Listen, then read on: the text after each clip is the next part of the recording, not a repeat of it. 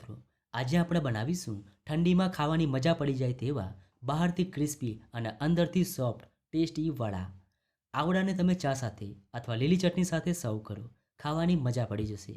તો વિડીયો ગમે તો લાઈક કરજો અને ચેનલને સબસ્ક્રાઈબ કરવાનું ભૂલતા નહીં. તો ચાલો હવે બનાવીએ. એના માટે એક બાઉલમાં લઈએ 1 કપ ચોખાનો લોટ. સાથે તેમાં ઉમેરીશું 1/4 કપ બેસન, 1 કપ ઝીણી સમારેલી મેથી, 2 ઝીણી સમારેલી ડુંગળી અને 2 ટીસ્પૂન સફેદ તલ ઉમેરી એકવાર મિક્સ કરી દઈએ. તો ખૂબ જ ઓછા તેલમાં બની જતા આ વડા એકદમ ટેસ્ટી એવા લાગે છે. હવે તેમાં ઉમેરીશું મસાલા. તો 1 ટીસ્પૂન લીલા મરચાંની પેસ્ટ, અડધી ટીસ્પૂન લાલ મરચું પાવડર, 1 ટીસ્પૂન આદુ લસણની પેસ્ટ, 1/4 ટીસ્પૂન હિંગ, અડધો ટીસ્પૂન હળદર, 1/4 ટીસ્પૂન ગરમ મસાલો અને સ્વાદ પ્રમાણે મીઠું ઉમેરી બધી જ સામગ્રીઓને એકદમ સારી રીતે મિક્સ કરી દઈએ.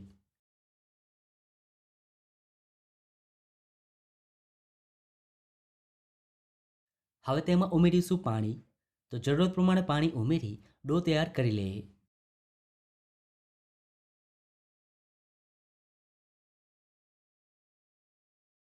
તો ડો તૈયાર છે. હવે આમાંથી નાના નાના વડા બનાવી લઈએ. તો આ વડાને આપણે બહુ વધારે જાડા નથી બનાવવાના, થોડા પાતળા જ રાખવાના છે, જેથી વડા ક્રિસ્પી બનશે અને ખાવામાં ખૂબ જ સરસ લાગશે. તો આ રીતે બધા જ વડા તૈયાર કરી લેવાના છે. તો અહીંયા મેં બધા જ વડા તૈયાર કરી લીધા છે.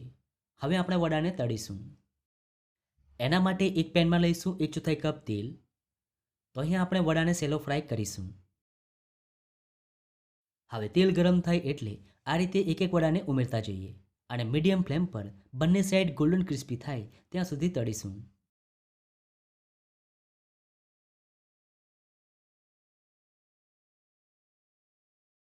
તો 2 મિનિટ જેવી થઈ ગઈ છે.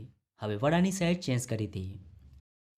તો તમે જોઈ શકો છો, ખૂબ જ સરસ ગોલ્ડન કલર આવ્યો છે અને ક્રિસ્પી પણ બન્યા છે. હવે બીજી સાઈડ પણ આ જ રીતે તળી લઈએ.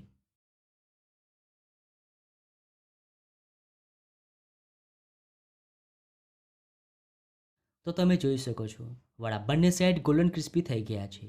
હવે ગરમ ગરમ વડાને સર્વ કરી લઈએ. તો ગરમા ગરમ ટેસ્ટી એવા વડા બનીને તૈયાર છે. તમે આ વડાને ચા અથવા લીલી ચટણી સાથે સર્વ કરો, ખૂબ જ સ્વાદિષ્ટ લાગશે. તો તમને આ વડાની રેસીપી કેવી લાગી?